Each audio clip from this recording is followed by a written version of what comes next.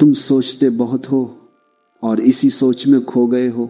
सोच तुम्हारी नहीं है, मगर तुम उसे अपना मान बैठे हो। तुम्हारे भीतर जो निरंतर विचारों का शोर चल रहा है, वो तुम्हारी आत्मा की आवाज नहीं है, वह बस तुम्हारी स्मृति है जो बीते कलों की परछाइयां उठाकर वर्तमान पर डाल रही है। तुम सोचते रहते हो क्या होगा अगर।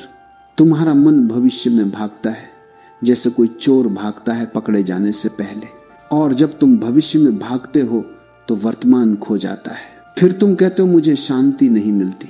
कैसे मिलेगी? जो अभी है उसी को तुम छोड़ चुके हो। तुम उस क्षण में नहीं जो वास्तविक है, तुम कल्पना के किसी कोहरे में भटक रहे हो। विचार स्वयं में बुरे नहीं है, विचार भी एक ऊर्जा है, लेकिन जब वह अनियंत्रित हो जाती है तो वही ऊर्जा जहर बन जाती है। विचार अगर साधन बने तो बुद्धि बनता है, अगर मालिक बने तो पागलपन बनता है, और तुमने अपने विचारों को मालिक बना लिया है। तुम ध्यान से देखो, सुबह उठते ही तुम्हारा मन बोलने लगता है, आज क्या होगा, कौन क्या कहेगा, कल जो कहा गया वह क्यों कहा गया। ये लगातार चलता रहता है बिना रुके। तुम उसे रोकने की कोशिश करते हो और वही कोशिश उसे और मजबूत बना देती है, क्योंकि मन की प्रकृति विरोध से नहीं मिटती, केवल समझ से मिटती है। मन एक बहुत चतुर दास है, अगर तुम उससे लड़ोगे तो वह राजा बन जाएगा, अगर तुम उसे देखोगे बिना निर्णय के तो वह शांत हो जाएगा। देखना, बिना प्रतिक्रिया के यही ध्यान है। लोग कहते हैं मैं ध्यान नहीं कर सकता क्योंकि मेरा मन बहुत भागता है। मैं कहता हूं बहुत अच्छा, अब पहली बार तुमने मन को देखा तो है, पहली बार तुमने जाना कि मन भागता है। अब उसे रोकना मत, बस देखो, वह भागेगा, दौड़ेगा, उड़ जाएगा, लेकिन तुम वहीं रहो साक्षी बनकर। साक्षी का अर्थ समझो। साक्षी होना मतलब किसी भी विचार को मेरा ना कहना। विचार आए तो आने दो, जाए तो जाने दो, तुम बस उसे देखते रहो जैसे आसमान बादलों को देखता है। बादल आते हैं जाते हैं, लेकिन आसमान की शांति बनी रहती है। तुम वही आसमान हो, विचार तो बादल है। जब तुम ये पहचान लेते हो कि मैं विचार नहीं हूं, तभी मुक्ति की पहली सीढ़ी शुरू होती है, और तब तुम जान पाते हो कि एंजाइटी, ओवरथिंकिंग, ये सब उस अस्मिता के खेल हैं जो अपने विचारों से चिपकी है। वह सोचती है मैं ही ये सब सोचूं, और यही जाल है। सुनो, विचार हमेशा दो दिशाओं में चलते हैं, या तो वे तुम्हें अतीत में ले जाते हैं या भविष्य में। अतीत अपराध बोध देता है, भविष्य चिंता देता है, और तुम दोनों के बीच पिसते रहते हो। तुम कभी इस पल को महसूस नहीं करते जिसमें न अपराध है न चिंता। ये वही क्षण है जिसे मैं ध्यान का द्वार कहता हूँ। ये वही क्षण है जो तुम्हें मन की कैद से मुक्त कर सकता है। एक कहानी याद आती है। एक साधु था जो हर दिन प्रार्थना करता था, भगवान मुझे शांति दो। सालों बीत गए और शांति नहीं आई। एक दिन वह थक कर बैठ गया, बोला अब मैं कुछ नहीं मांगता, और उसी क्षण शांति उतर आई, क्योंकि अब वह मांग नहीं रहा था, अब वह बस था। यही है रहस्य। जब तक तुम शांति पाने की सोचते रहोगे, तुम्हारा मन व्यस्त रहेगा, क्योंकि पाने की सोच ही अशांति है।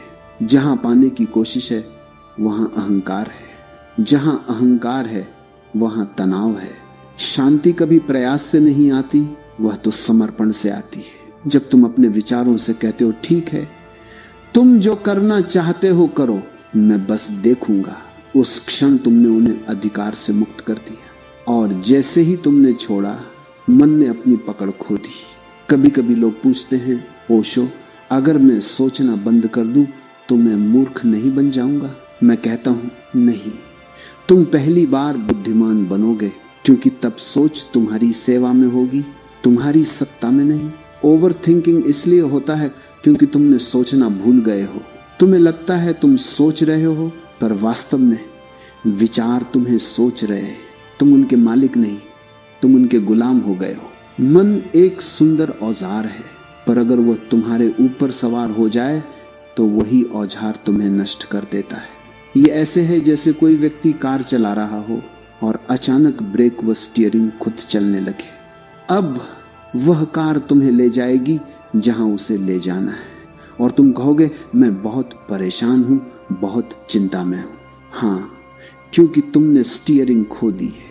इस स्टीयरिंग वापस लेने का एक ही उपाय है, विचारों के यात्री मत बनो, उनके दर्शक बनो। जब भी कोई विचार उठे उसे पकड़ो मत, उसका पीछा मत करो, बस देखो कि वो कैसे आता है, कहां से आता है, कहां चला जाता है। धीरे धीरे तुम देखोगे उनकी गति धीमी होने लगी है, उनका बोझ हल्का हो गया है और एक दिन सब कुछ ठहर जाता है।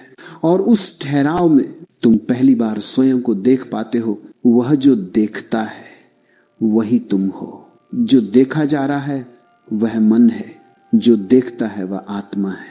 आत्मा देखने वाली है, मन देखने योग्य है, पर तुमने दोनों को उलट दिया है। तुम देखने योग्य से चिपके हो और देखने वाले को भूल गए हो, इसलिए तुम खो गए हो।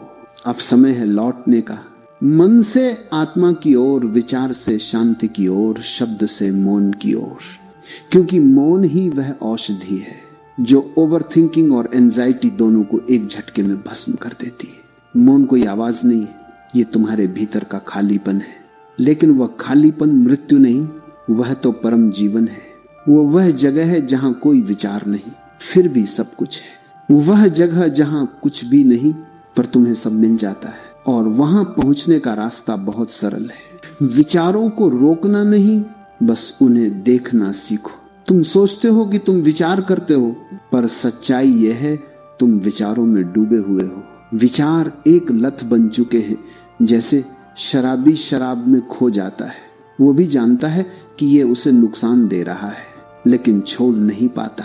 ठीक वैसे ही तुम जानते हो कि ओवरथिंकिंग तुम्हें नष्ट कर रहा है, फिर भी तुम रुक नहीं पाते, क्योंकि अब सोचने का कार्य नहीं रहा, ये एक आदत बन गई है। हर आदत का मूल है अवचेतन का आराम। मन हर बार जब सोचता है तो एक झूठा सुरक्षा भाव पाता है। वह मान लेता है कि अगर मैं सब सोच लूंगा तो मुझे कोई नुकसान नहीं होगा।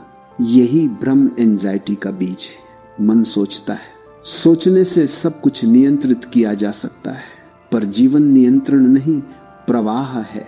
और जो प्रवाह को पकड़ने की कोशिश करता है वह डूब जाता है। तुम हर चीज के बारे में पहले से योजना बनाना चाहते हो। क्या कहूंगा, कौन क्या बोलेगा, कल क्या होगा, अगर ये न हुआ तो क्या होगा। लेकिन क्या तुमने कभी देखा है कि ये सारी योजनाएं कितनी बार व्यर्थ हो जाती हैं? क्योंकि जीवन कभी योजना के हिसाब से नहीं चलता। जीवन तो नदी है और तुम पत्थर फेंककर उसकी दिशा बदलने की कोशिश कर रहे हो। विचार इसलिए इतने शक्तिशाली लगते हैं क्योंकि तुमने उन्हें ध्यान नहीं दिया। तुम बस उनमें खोए रहते हो, उन्हें कभी सच में देखा नहीं। जिस दिन तुम सच में देखोगे तुम पाओगे कि विचार रुई के फाहे जैसे हैं, हल्के, असली नहीं, बस तैरते हुए। तुम्हारा ध्यान ही उन्हें वजन देता है। याद रखो, जहां ध्यान जाता है ऊर्जा बहती है। अगर तुम विचारों पर ध्यान देते रहोगे तो वे और मजबूत होंगे। अगर तुम बस देखने वाले बन जाओगे तो वे गिरने लगेंगे, धीरे धीरे मुरझा जाएंगे। मन को देखने की यह कला ध्यान की जड़ है। ध्यान कोई अभ्यास नहीं है, ये समझ की गहराई है। तुम किसी मुद्रा में बैठ जाओ, सांसें नियंत्रित करो, पर अगर भीतर जागरूकता नहीं आई तो वह ध्यान नहीं, वह बस शारीरिक व्यायाम है। सच्चा ध्यान तो वहां जन्म लेता है जहां तुम ये पहचानते हो कि मैं वह नहीं हूं जो सोच रहा है, मैं वह हूं जो देख रहा है। ये पहचान ही जागृति है, और इसी जागृति से एंजाइटी गलने लगती है, क्योंकि एंजाइटी की जड़ है अज्ञात का भय। मन हमेशा जानना चाहता है क्या होगा, और जब उसे पता नहीं होता तो बेचैन हो जाता है। लेकिन अस्तित्व जानने की चीज नहीं है, अनुभव करने की चीज है। जैसे कोई बच्चा समुद्र के किनारे खड़ा है, वह लहर को नहीं जानता, लेकिन उसमें उतरने से नहीं डरता। वह खेलता है, कूदता है, क्योंकि वह भरोसे में है। वह सोचता नहीं, वह जीता है। तुम सोचते हो इसलिए तुम जी नहीं पाते। ओवरथिंकिंग जीवन का प्रतिशोध है। जीवन कहता है तू बह,